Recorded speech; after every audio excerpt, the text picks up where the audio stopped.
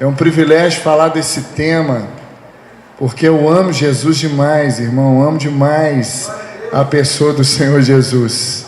E eu estava ali adorando o Senhor, e eu falei assim: se essas meninas cantar mais uma música aqui, não vai dar para pregar não, porque a gente vai lembrando aquilo que o Senhor fez na nossa vida, de quem a gente é. E eu acho que elas pegaram esse repertório para avacalhar com o pastor que ia ministrar em cima desse tema. Eu falei: isso é covardia, né? Louvado seja Deus. Abra sua Bíblia comigo em João, capítulo 4, a partir do versículo de número 5. O tema dessa mensagem, em cima do tema proposto, é Jesus é o centro. Na verdade, Solas Christus foi uma das respostas que os reformadores deram naquela época para tudo que estava acontecendo na igreja. Foi uma das reações que a igreja que queria reformar, não a igreja que queria dividir. Lutero não tinha intenção de acabar com a igreja, de ser melhor do que ninguém. Ele queria reformar a igreja, ele queria dar uma resposta àquilo que estava acontecendo, ao secularismo dentro da igreja, aos dogmas errados, vazios, sem sentidos, aquele sacerdócio sem sentido, aquele sacerdócio todo errado, todo herético que havia naquela época, que deixava o Senhor de lado e fazia com que as pessoas se enveredassem por um caminho que não era o caminho de Deus. Então foi uma resposta. E hoje, irmãos, eu acredito muito que nós precisamos voltar a dar essa resposta para a igreja. A igreja cristã, ela precisa dessa resposta hoje. Eu acredito muito nisso que eu vou falar aqui agora. Não sei se você concorda comigo, mas eu acredito que nós somos uma geração, apesar de ser inteligente, de ter tanta informação, de ter tanta coisa, de desfrutar de tanta coisa, nós, me perdoe a palavra, nos tornamos muito tolos e fúteis à maneira que a gente tem conduzido a igreja de Jesus no nosso país. Vou falar só da nossa cozinha, do nosso país. Por isso, mais do que nunca, essa geração precisa conhecer que é só por Jesus, só através de Jesus, só Ele que é importante para que a gente possa transformar a igreja. Irmãos, a igreja precisa de uma nova reforma. E eu não estou dizendo a igreja católica, eu estou dizendo a igreja evangélica, a igreja que o Senhor chamou para fazer a diferença. A igreja dos reformadores precisa de uma nova reforma. Nós precisamos entender que é somente por Cristo, somente através de Cristo. Acredito eu que a igreja nunca teve tão ruim como ela está hoje. Pastor, mas o que você está dizendo? Cara, eu estou dizendo isso porque nós temos tanta informação, tanto seminário, tanto congresso, tanta conferência. Eles vão dando um monte de nome para um monte de coisa aí. A gente tem acesso à Bíblia, acesso a tudo, e nós não temos nenhuma desculpa. Naquele dia que o Senhor voltar para nos buscar, nós seremos a geração talvez mais informada que já houve acerca das coisas de Deus, acerca do reino de Deus, mas também seremos a geração mais indesculpável. Nós não vamos ter o que dizer para o nosso Senhor. As nossas desculpas precisam cair por terra, e nós precisamos de Jesus desesperadamente. Aleluia. João capítulo 4, eu quero ler a partir do 5 com você. Diz assim o texto: chegou, pois, a cidade samaritana chamada Sicar, perto das terras que Jacó dera a seu filho José, e estava ali na fonte de Jacó, cansado da viagem, e assentara-se Jesus junto à fonte por volta da hora sexta. Nisto veio uma mulher samaritana tirar água. Disse-lhe Jesus: dá-me de beber, pois seus discípulos tinham ido à cidade para comprar alimento. Então lhe disse a mulher samaritana: como, sendo tu judeu, pede de beber a mim, que sou uma mulher samaritana? Porque os judeus não se dão com os samaritanos. Replicou-lhe Jesus: se conheceras o dom de Deus, e quem é o que te pede, dá-me de beber, tu lhe pedirias, e ele te daria água viva. Respondeu ela: Senhor, tu não tens com que tirar, e o poço é fundo. Aonde, pois, tem a água viva? És tu, porventura, maior do que Jacó, nosso pai, que nos deu o poço, do qual ele mesmo bebeu, e bem assim seus filhos e o seu gado? Afirmou-lhe Jesus: quem beber dessa água tornará a ter sede. Aquele, porém, que beber da água que eu lhe der, nunca mais terá sede. Pelo contrário, a água que eu lhe der para beber será nele uma fonte a jorrar para a vida eterna. Disse-lhe a mulher: Senhor, dá-me dessa água, para que eu não mais tenha sede, nem precise vir aqui buscá-la. Pai, nós nos submetemos à Tua palavra nessa noite. Nós precisamos de Ti nessa noite, como sempre precisamos a cada dia. Revela a Tua palavra ao nosso coração. E depois que o Senhor falar com a gente, nos encha de coragem para colocá-la em prática, para que as boas palavras do Senhor se cumpram. Foi o Senhor mesmo que disse que a Tua palavra não volta para Ti vazia. Então cumpre, Deus, em nós. Cumpre em cada irmão, cada irmã aqui nessa noite. Cumpre em nossas vidas aquilo que o Senhor tem para cada um de nós nesse dia, e que sejamos transformados um pouco mais nessa noite, para a glória, para a honra e para o louvor do Senhor, em nome de Jesus, amém. Irmãos, quando eu olho para a história dessa mulher, eu vejo uma história fantástica de alguém que, assim como eu, assim como você, que não tinha Jesus, não conhecia o Senhor Jesus, não sabia quem era Jesus. E apesar de aparentemente ser religiosa, ela começa um papo com Jesus, perguntando para ele: por acaso o Senhor é maior do que Jacó? O Senhor é maior do que os nossos pais na fé? Então ela tinha aquele contato ali, e depois ela começa a entrar numa questão de adoração. Onde é que a gente vai adorar? É no monte, é aqui, é ali. Como é que é esse negócio? Então, uma mulher religiosa, apesar disso, e alguns de nós, algum contato com parentes nossos, com amigos nossos, seja de um berço evangélico ou não, de um berço cristão ou não, mas enfim, alguém que está buscando um ser superior, buscando alguém que acredita que nós só não nascemos, vamos crescer e vamos morrer um dia, mas que tem algo a mais que isso, e de uma certa forma buscou um contato com o divino. Nós, assim como ela, fomos tocados pela verdade, tocados pelo Senhor, e Ele é suficiente para fazer coisas tremendas na nossa vida. E é interessante, como já foi dito aqui, que nós precisamos dar uma resposta para aquele encontro que nós tivemos com o Senhor, uma resposta. O Evangelho exige de mim uma resposta, e o próprio Jesus exige de nós uma resposta. E a primeira coisa que a gente encontra naquela mulher, quando ela se encontra com Jesus, que ela passou a ter consciência, ela entendeu uma coisa: olha, eu estou bebendo de uma água. Ela olhava para o poço e achava que era o poço, ela achava que era a água do poço.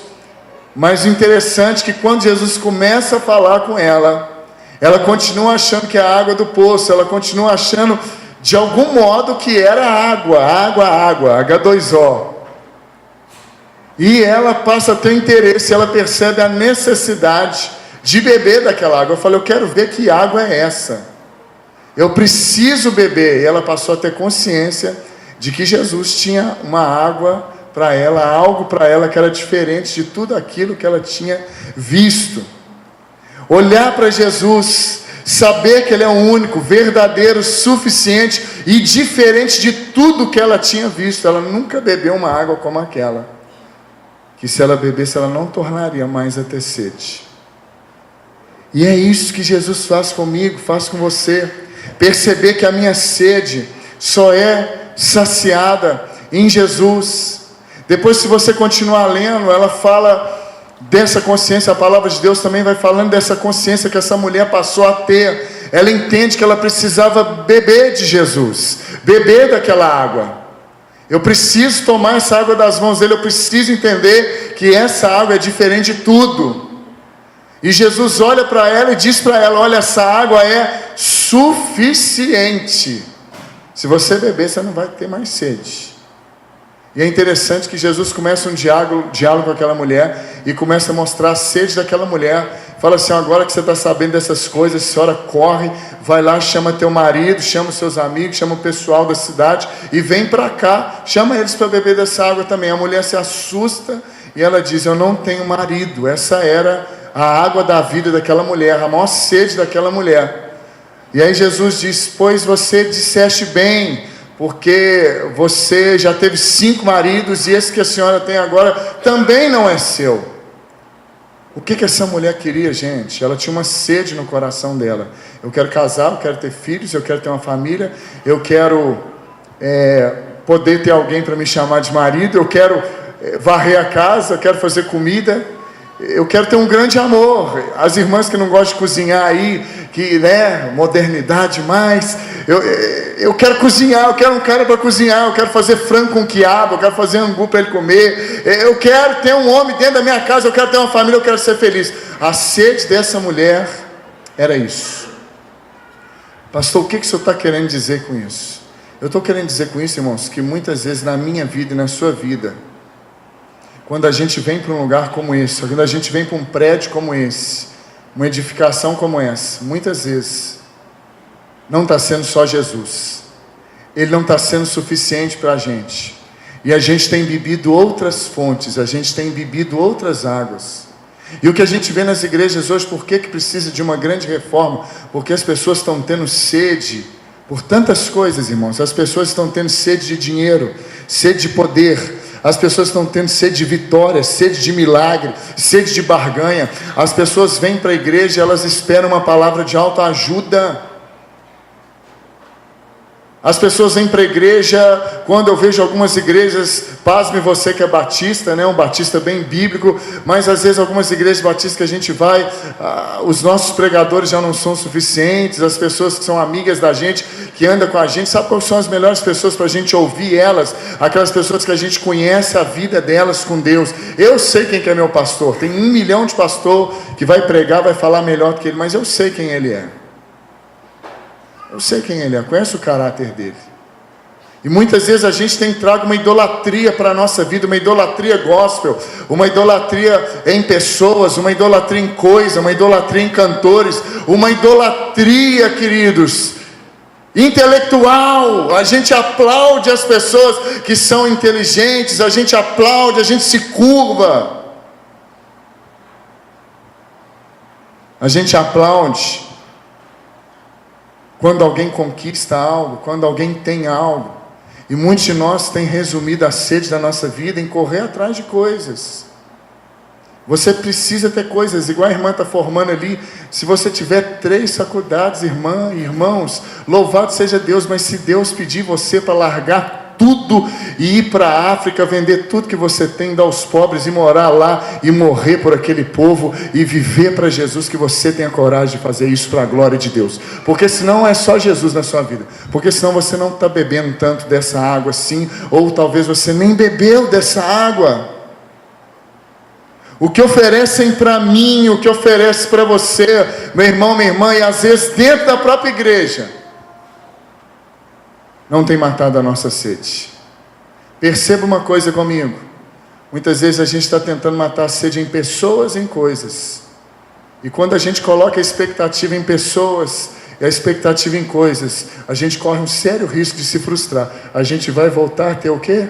Sede. Uma vez que as coisas não mudam, a tecnologia avança, a gente vai precisar de um modelo maior e de um modelo melhor. Uma vez que você não consegue ficar com aquele corpinho de 20 anos mais, se não for só Jesus na sua vida, quando você tiver com 50, você vai querer trocar sua mulher por 2 de 25. Nós precisamos saciar a nossa sede em Jesus.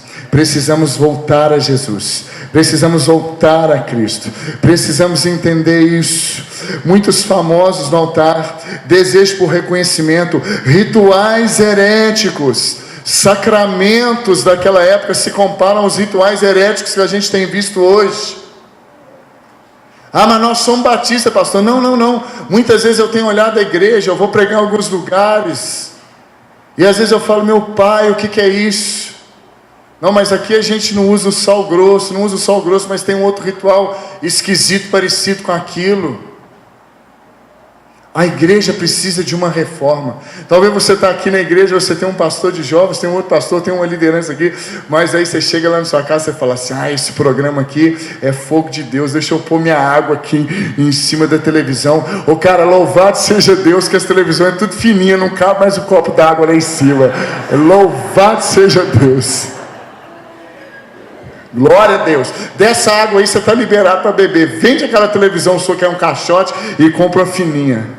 A oração do meu pastor lá não funcionou para me prosperar na hora do dízimo. Não, eu vou botar minha água lá e vou tomar água. Teve uma mulher lá no batismo, lá na igreja lá, rapaz, e ela chegou no final do batismo e ela falou assim: pastor, só não tem uma garrafa aí para me encher ela aí na água do batismo? E a piscina do batismo é menor, né? Está lá no altar da igreja de baixo. E assim, ela cabe umas 10 pessoas ali dentro, apertadinha, né? Pastor Terrinha gosta de avacalhar um negócio, já desce aquele monte de gente de uma vez, umas 10 pessoas apertadinhas, vai batizando. O cara não batizou ainda, mas já está todo molhado. Já tá, se fosse presbiteriano, ele já estava mais que batizado, aleluia. Mas interessante que a irmã falou comigo: pastor, deixa eu levar uma garrafa dessa para casa. Aí eu falei com ela: irmã, é só Jesus, irmã, não esquenta a cabeça não tem água para a senhora hoje não. Louvado seja Deus, não tinha uma garrafa lá, irmão, graças a Deus, que senão ela tinha enchido. Eu falei: irmã, ela não, pastor, eu tenho que dar para os meus filhos para beber, que os meus filhos não param de fumar maconha.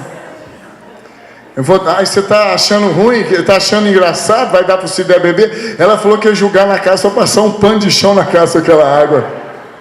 Vou falar, deu vontade de falar assim: irmão, leva mesmo, leva uns 5, leva um balde.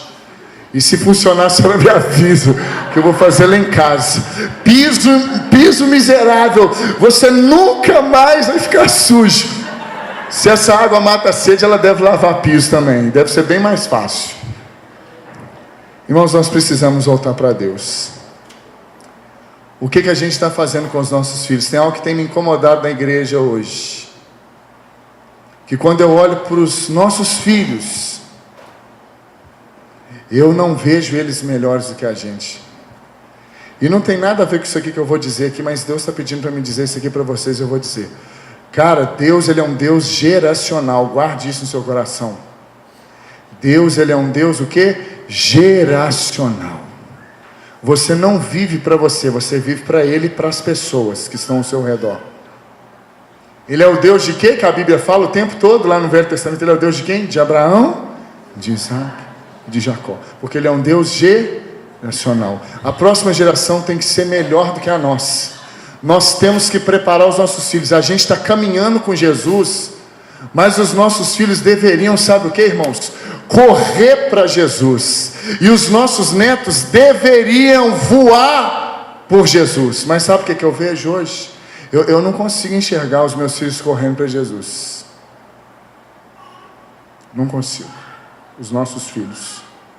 Eu não consigo ver os nossos netos sendo homens e mulheres cheios do Espírito Santo. Não sei se você consegue enxergar isso. Porque a gente tem ensinado os nossos filhos: olha, estude muito, conquiste muito, vença muito, tenha muitas coisas, e aí você vai ser uma bênção. Vença neste mundo. Irmão, deixa eu dizer uma palavra aqui para você nessa noite. Cara, você que é cristão, você não é desse mundo. Você não foi chamado para vencer nesse mundo. Você foi chamado para vencer o mundo. E essa é a vitória que vence o mundo, a nossa fé. Essa é a vitória que vence o mundo. Você não deve querer vencer no mundo. Não estou dizendo para você não ter coisa, que você tenha e sirva o Rei da Glória. Tudo que você tem, tudo que você é, submisso, entendendo que é tudo dele, por ele, porque dele, por ele, para ele, são todas as coisas. Inclusive as melhores, as que você sonha. Você não foi chamado para vencer no mundo, você foi chamado para vencer o mundo. Amém? Amém. Segunda coisa aí, rapidinho. Nós precisamos fazer algo que aquela mulher fez, irmãos.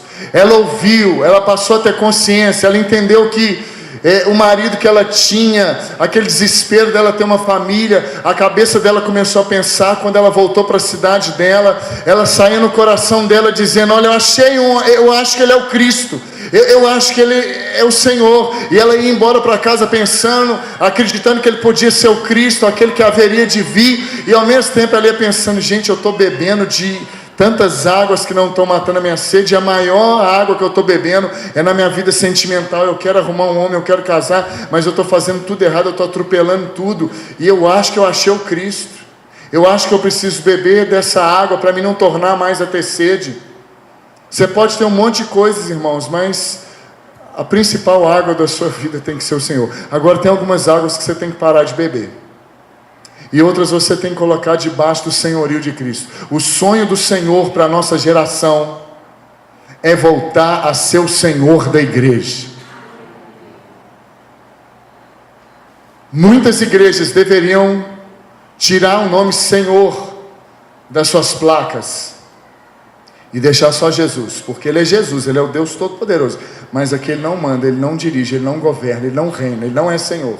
Aqui a gente faz do jeito que a gente quer, aqui a gente busca as mãos dEle, mas Deus está levantando uma geração que vai parar de buscar as mãos que abençoam, para buscar o coração daquele que envia, daquele que faz você viver tão somente para Ele. Deus vai levantar essa geração. Há um povo remanescente nesse lugar, como aqui nessa igreja, com certeza há um povo remanescente aqui nesse lugar, que quer adorar, servir e fazer o nome dEle conhecido entre as nações. É isso que a gente precisa. E aquela mulher, então, depois que ela passa a ter esse entendimento, ela passa a beber, querer beber dessas águas. Ela entendeu: eu preciso beber. Ela passa a fazer a segunda coisa. Ela toma uma atitude. Ela diz: eu quero. Eu vou beber dessas águas. Olha o que diz o versículo 15 novamente, se você está com a Bíblia aberta aí. Disse a mulher: Senhor, dá-me de beber dessa água, para que eu não mais tenha sede e nem precise vir aqui buscá-la. A mulher tomou uma atitude. Nós precisamos nos posicionar, passar a tomar uma atitude. Eu percebo, eu decido, eu tomo uma atitude, sabendo que aquilo é a coisa mais certa, e não só a mais certa, é a única coisa a ser feita. Eu me sacio só nele. Eu preciso só dele. A minha consciência de Cristo, de quem é Cristo, de quem é Jesus, do que Ele fez por mim. A minha consciência exige de mim uma resposta. Quando o véu do templo se rasgou de cima a baixo, o Senhor esperava algo de mim, algo de você. Ele olhou para um povo e falou: olha, eu não quero um povo que faz coisas para mim. Antes desse povo fazer coisas para mim, que eles venham até a mim e me busquem, e tenham comunhão comigo. Irmãos, é só Jesus.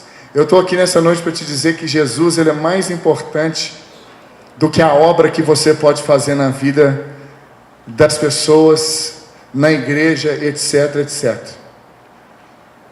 Jesus, Ele continua mais importante que a obra dEle. Por isso é só Jesus, por isso é só por Ele, é só por meio dEle. Se a gente fizer muitas coisas, se a gente tiver as melhores ideias, se a gente tiver os melhores dons, e a gente gastá-los na casa de Deus, na rua, onde o Senhor nos enviar, mas se a gente não tiver Ele, não agrada o coração dEle. Porque quando o véu do tempo rasgou de cima e embaixo, Ele falou: quero que essas pessoas tomem uma atitude. Eu vou fazer deles sacerdotes. Cada cristão, cada homem, cada mulher que se converter, ter acesso à presença de Deus, e você não ter mais nenhum mediador. Um dos problemas graves naquela época, que a reforma começou pouco antes, eles viam que os sacerdotes, eles estavam num nível diferente, e que o povo era ralé, e que eram os sacerdotes que tinham contato com a divindade. Os sacerdotes é que podiam fazer coisas por eles, trazerem favor de Deus para a vida deles. Os dogmas eram mais importantes. Jesus vem e rasga isso.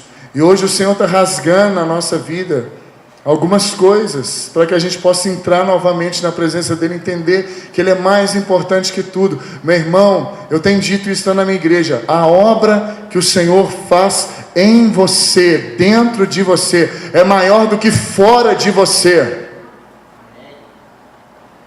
Mas essa obra dentro de você, maior do que a que está fora, te empurra para fazer alguma coisa para Ele. E aí, à medida que você o conhece, essa atitude de buscar, de conhecê-lo, te empurra para outra coisa. Agora eu não quero fazer coisas para Ele. Agora eu quero fazer aquilo que Ele quer que eu faça para Ele. Louvado seja Deus. Você não se conforma em fazer qualquer coisa. A igreja enche e de repente o pastor está insatisfeito. Pastor, aí aquele irmão mais moderno fala assim: pastor, o culto bombou hoje, está cheio de gente, por que você está chateado? Porque de repente dentro dele o Espírito Santo falou com ele: não era isso. Não era desse jeito. Porque tem gente que fica feliz de estar aqui como hoje com a igreja cheia, mas às vezes está fazendo aquilo que Deus não mandou fazer, aquilo que Deus não pediu. Nós precisamos ter uma atitude coerente com o coração de Deus. Aquela mulher bebe, aquela mulher desfruta, aquela mulher prova daquele encontro com Jesus. Ela realmente tem uma atitude. Terceira coisa, aquela mulher entende que ela precisa permanecer se encontrando com o Senhor. Aquela mulher entende que aquele encontro é tão maravilhoso, tão poderoso, tão incomparável, tão suficiente aquela pessoa que ela encontrou, que ela passa a querer se encontrar de novo.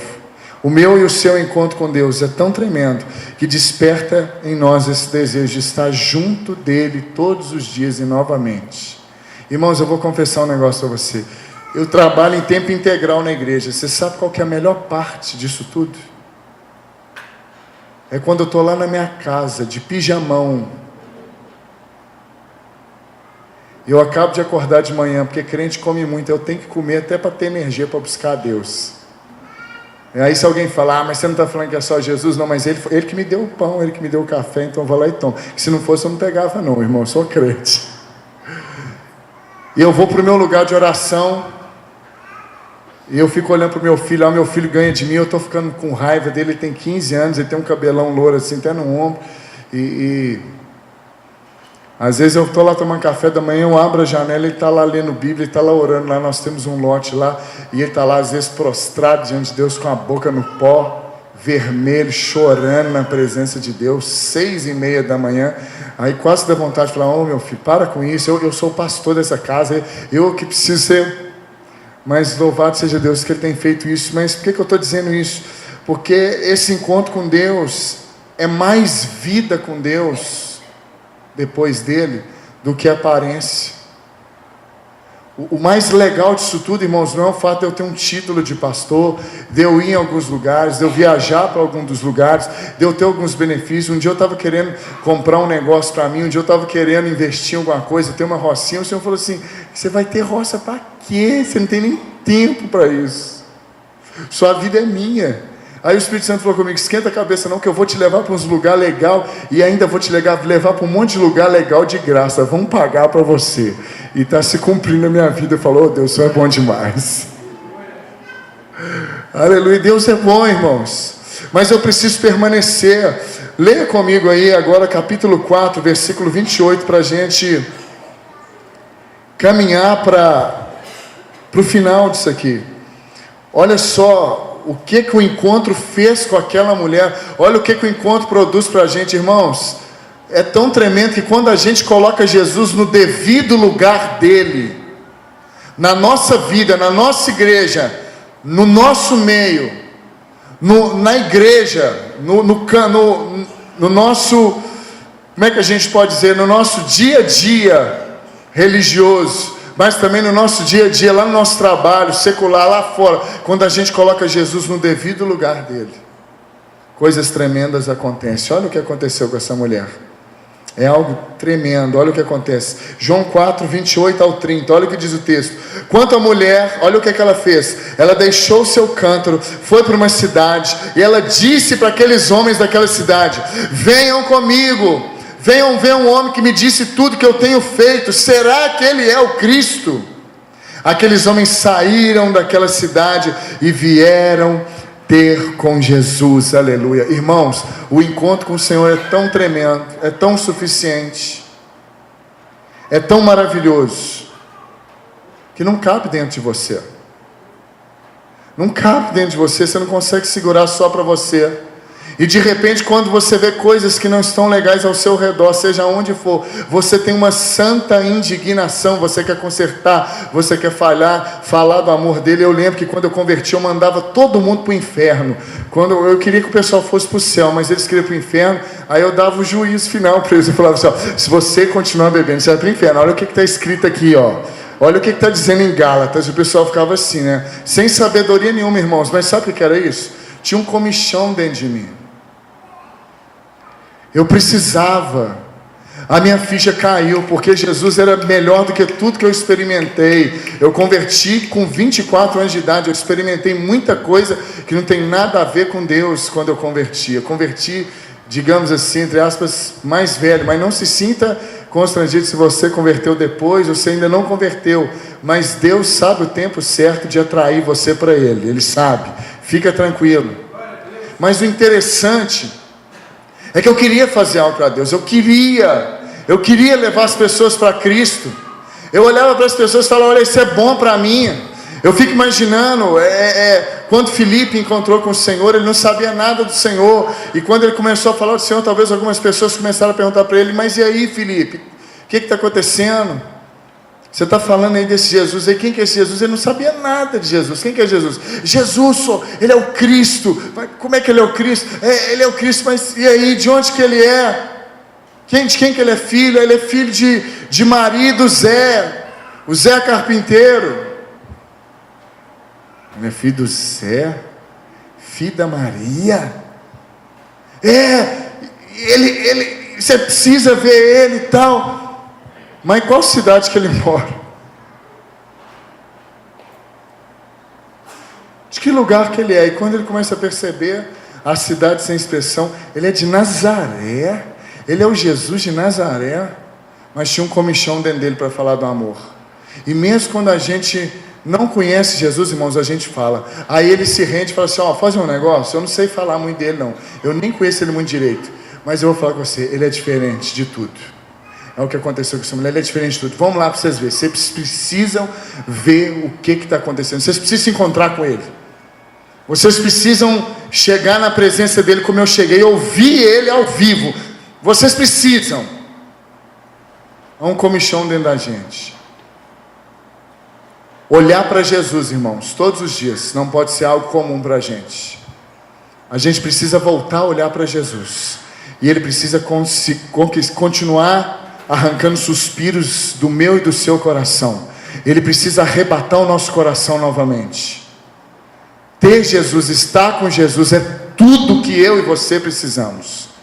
E olha o que acontece mais. Essa mulher corre, chama o pessoal, mas agora olha que coisa tremenda. É o que aconteceu comigo, é o que aconteceu com você, é o que vai acontecer com as pessoas. Elas vão saber que é só Jesus. Esse é o nosso papel, de experimentar, saber que Ele é bom, fazê-lo conhecido. E aí, olha o que acontece, versículo 39. Muitos samaritanos daquela cidade creram nele, em virtude do testemunho daquela mulher que anunciava.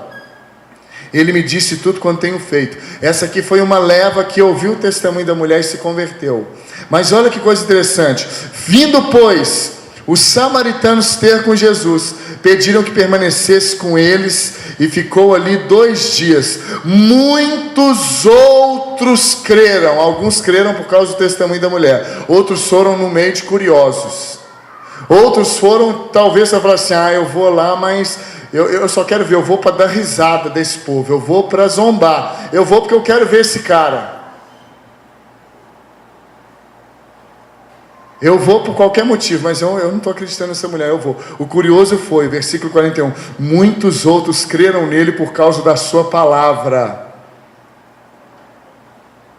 por terem se voltado para o Senhor. Versículo de número 42, e eles passaram a dizer à mulher, já agora não é pelo que você disse que nós cremos, mas porque nós mesmos temos ouvido e sabemos que este é verdadeiramente o Salvador do mundo. Glória a Jesus. Irmãos, a sua família vai também conhecer isso, saber que é só Jesus. Sabe quem que Deus... Quantos aqui, só você na sua casa é convertido? Só você é cristão? Levante sua mão, por favor, aí, sem constrangimento aí. Amém, amém, amém. Irmão, você é a pessoa que precisa experimentar que é só Jesus, é tudo na sua vida, e a sua família vai olhar, vai ouvir você, vai ver o seu testemunho de vida, mas um dia eles vão chegar e vão dizer: ah, mas agora não é porque você me levou na igreja, não é porque o pastor veio para o meu churrasco, comer aqui no meu churrasco daquela palavra, não. Agora eu sei que Jesus verdadeiramente é o Salvador, Ele é o Todo-Poderoso, é só Ele na minha vida, mais nada, basta, Ele é suficiente. E para a gente encerrar, irmãos, Salmo de número 73, versículo de número 5, versículo de número 25, Salmo de número 73, verso 25.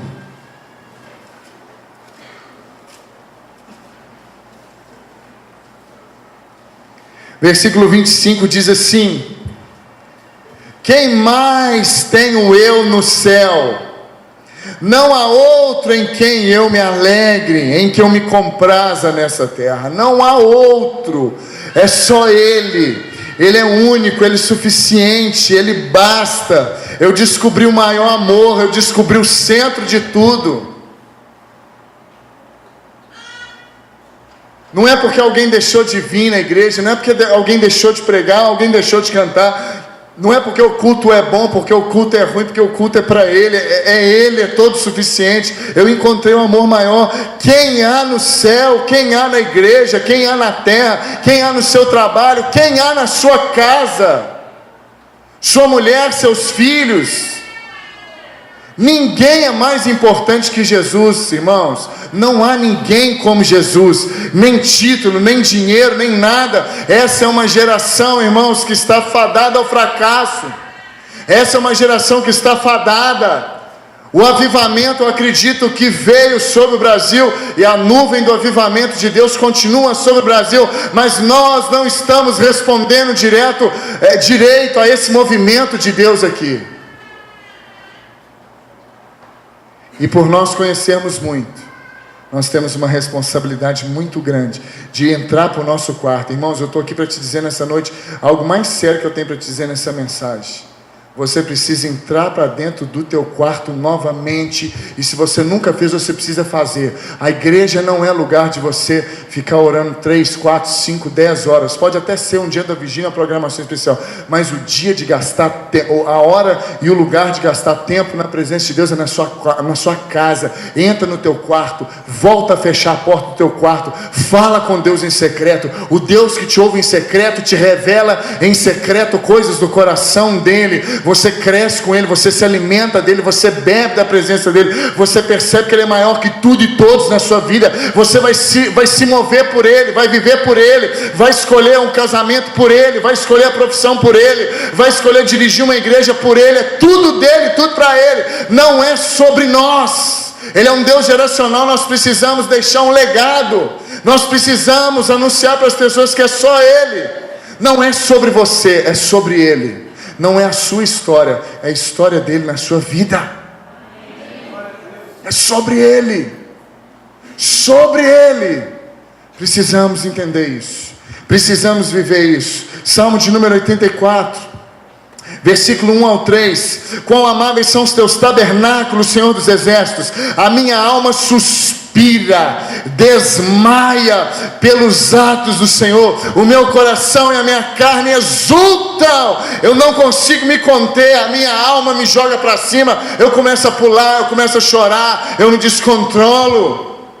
Por causa do Deus vivo, o pardal encontrou a casa, a andorinha encontrou seu ninho, onde acolhe os seus filhotes. Mas deixa eu te dizer uma coisa, eu encontrei os teus altares, Senhor meu e Rei meu, louvado seja Deus. Irmão, a igreja precisa encontrar esse lugar em Deus. A igreja precisa encontrar com o noivo de novo. A igreja precisa. Para a gente encerrar, João capítulo 6, não precisa abrir verso 68. O Senhor Jesus dá uma palavra dura àqueles que o seguiam, dá uma palavra dura àqueles que estavam andando perto dele. E aí o Senhor começa a dizer para ele: olha, vocês estão comigo por causa dos milagres, Vocês estão comigo porque vocês viram sinais. Vocês estão comigo por causa das minhas mãos. E ele começa um discurso duro: quem não comer da minha carne não tem parte comigo. E o pessoal começa a olhar, começa a achar o discurso esquisito, porque Deus, irmãos, escute,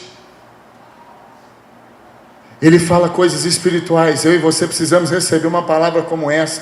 Você precisa receber esse mês, não só esse mês, mas em todo o tempo você precisa receber aquilo que Deus tem para você no seu espírito. Você não pode receber na sua carne. Não é bem assim, não é dessa maneira. Não é dessa maneira sim. É só Jesus, Ele é o centro de tudo. Não sei aqui, mas na minha igreja as pessoas mais complicadas, mais infelizes, mais frustradas são aquelas que têm mais coisas. É um negócio interessante. Deviam ser as mais realizadas. Você sabe por que é isso? Porque eles não descobriram que é só Jesus. Porque talvez o coitadinho não teve dinheiro para sair, não teve dinheiro para viajar, não teve dinheiro para aquilo. Aí nas férias dele, o que ele faz? Só Jesus. Vão adorar, né? Aí ele pega DVD que ele já assistiu, ele pega suas mensagens, aí ele acessa a internet, tudo, só Jesus o tempo inteiro, ele não tem mais nada para fazer. Na África os cultos demoram 4 horas, 5 horas, o filho do pastor Terrinha voltou de lá, ele falou assim: é um negócio diferente, você entra no culto, é um negócio diferente. Eles não têm nada, tem nada. Eles não, sabe o que é o cara que não tem nada? Talvez Deus precise tirar algumas coisas nossas para a gente entender que é só Jesus. Ou talvez o Senhor precisa dar muita corda para a gente. Vai, vamos ver até onde vocês vão, igreja brasileira, para depois chegar lá na frente e ficar sem sentido. Aí os líderes, a gente acordar e falar: cara, nós vamos ficar igual a Europa. A Europa tem tudo. Você sabe por que a Europa não busca mais a Deus como foi outrora? Porque eles não precisam de Deus. Eles têm tudo. Como vai sua esposa? Está ótima. Como vai seu carro? Ótimo. Os investimentos? De vento em popa. E a casa? Qual delas? E a empresa? Está tudo bem, nós não precisamos de Deus. Fala com um vizinho do lado aqui, porque ele é um porto-riquenho que está morando aqui, clandestino, e ele está todo arrebentado. Ele precisa do emprego, ele precisa prosperar. Não é sobre isso que a gente está falando. A gente está falando é de Deus, irmãos, é sobre Ele é tudo. A Europa precisa voltar, e se nós brasileiros não acordarmos para isso, nós vamos ter uma igreja lotada. Mas nós não vamos muito longe com isso. Pedro olha para Jesus, depois que Jesus faz um discurso duríssimo, e fala que tinha que comer da carne dele, que tinha que tal, que isso, aquilo, o discurso era pesado, e as pessoas começam a deixar Jesus, as pessoas que estavam buscando ele por interesse, as pessoas que estavam bebendo de uma água errada, começam a deixar Jesus, e de repente, o Senhor volta o rosto para os apóstolos, olha bem para os apóstolos, e é duro com eles também, fala: vocês não querem aproveitar e fazer o mesmo que essas pessoas interesseiras estão fazendo? O interesseiro aqui é por minha conta, não está escrito isso na Bíblia, mas eles eram, tanto que Jesus aponta isso para eles. Vocês não querem aproveitar para ir embora? Pedro olha para Jesus e diz: Senhor, como assim? Só o Senhor tem palavras de vida eterna. Para onde a gente vai? Só o Senhor tem palavras de vida eterna. Deus me trouxe aqui para te dizer aonde o Senhor vai, onde a senhora vai, aonde que você está. Só Jesus tem palavras de vida eterna. Aleluia. Se coloque de pé no seu lugar. Me permita orar para você. Aquela mulher teve uma atitude, ela bebeu. Aquela mulher passou a ter consciência. Você tem consciência. Igreja brasileira indesculpável. Lideranças batistas, assembleianas, presbiterianos, seja lá qual for, a do sal grosso também, a do sal fino também, a que faz churrasco na igreja, a que não faz, a que faz um monte de coisa errada. As pessoas têm acesso à consciência de Deus. Deus encontrou com as pessoas, Deus está encontrando com a gente aqui todos os dias. Deus está encontrando comigo, com você, e Deus está dizendo: tome uma atitude. É só eu. É por mim, eu te salvei, eu que morri numa cruz, eu que te remi, eu que te lavei, eu que te escolhi, eu que te levantei. Quer saber de uma coisa? Eu que permiti que você viesse a esse mundo. E deixa eu te dizer outra coisa, é por mim. e através de mim na sua vida. E não é para você, é para mim. E não é para você, é para as pessoas que estão ao seu redor. É para a igreja de amanhã ser melhor do que a de hoje. É para que a gente não precise perder tempo pregando coisas que não tem nada a ver com Deus, que não apontam para Jesus, mas que a gente gaste a nossa vida, gaste os nossos dias com aquilo que Deus tem. Cara, Deus está chamando uma geração que está disposta a morrer para muita coisa que está por aí, para muita teologia que está por aí, que não tem nada a ver com aquilo que Deus tem, nem com aquilo que Deus é. É só Jesus na minha vida e na sua vida. Queria que você orasse por você. Você que é um cristão, você que é um visitante aí, Jesus te ama. Você que não conhece o Senhor, Jesus te ama. Ele tem um propósito para você. Ele está falando com você aqui hoje que talvez você não entendeu muita coisa. O seu amigão que te trouxe aqui, ele entendeu muito bem o que Deus tinha, mas talvez você está aqui, você só precisa sair daqui entendendo uma coisa: que Jesus é suficiente em todas as áreas da sua vida, no seu casamento, na sua vida profissional, na sua vida financeira. Só que tem um negócio: Ele quer ser Senhor, Ele quer dominar tudo, mandar em tudo, e a melhor coisa que tem é a gente entregar a nossa vida nas mãos dEle. Você pode confiar, pode ficar tranquilo. Mas igreja, ore agora por você, curva a sua cabeça, ore por você.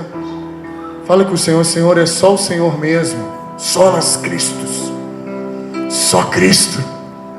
Ele é o Senhor, Ele é suficiente, Ele é Deus, Ele é tudo, Ele é tudo, Ele é tudo, Ele é tudo na minha vida, na sua vida. Fale com Ele, só o Senhor Jesus. Fale com Ele: Senhor, se tem algumas coisas na minha vida, algumas áreas da minha vida, que o Senhor não tem sido tão Senhor assim, me perdoa, me faça enxergar nessa noite. Nos faz enxergar, Jesus. Nos faça enxergar, Senhor Jesus. Nos faça enxergar, Senhor Jesus. Nos faça enxergar, Jesus. Nos faça enxergar. Nos faça enxergar, Jesus, que o Senhor é tudo na nossa vida. Nos faz enxergar, Jesus, que o Senhor é suficiente. Nos faz enxergar que o nosso papel como igreja é revelar o Senhor às pessoas. Pai, nos leva a entrar dentro de novo do nosso quarto. Irmão, irmã, talvez você tenha gastado muito pouco tempo com Deus. O Senhor está te chamando hoje. Entra para dentro do seu quarto de novo, ore de novo, cante para Ele. Alguns dias eu me pego cantando. Tem dia que eu fico cantando ali por horas diante de Deus. Tem dias maravilhosos ali que eu tenho tempo, eu não tenho tantos afazeres. Às vezes a gente levanta desembestado, corre para cá, corre para lá. Deixa eu te dizer, é só Jesus. Talvez você perdeu o seu emprego que com tanto carinho você conquistou. Deixa eu liberar uma palavra sobre você. Talvez o Senhor está te freando. Pode ser que é a crise, é normal, algo que veio sobre você. Mas pode ser que o Senhor está freando você para que você volte a olhar para Ele novamente, entender que é só Ele. Talvez o seu emprego estava sendo mais importante que Ele. Talvez a sua casa, talvez a sua vida, talvez o que você está planejando para você, a sua vida financeira, sua vida profissional, talvez a sua vida ministerial, até a sua vida ministerial, cara, pode não estar sendo aquilo que Deus quer. Então Deus está te trazendo de volta. Há uma necessidade de um retorno em mim e em você nessa noite. Pai, eu oro pelos meus irmãos aqui. Agradeço por essa palavra que o Senhor ministrou no nosso coração. É bem verdade que quando nós nos encontramos com o Senhor, há uma santa surpresa no nosso coração, no nosso interior. A gente percebe que o Senhor é totalmente diferente.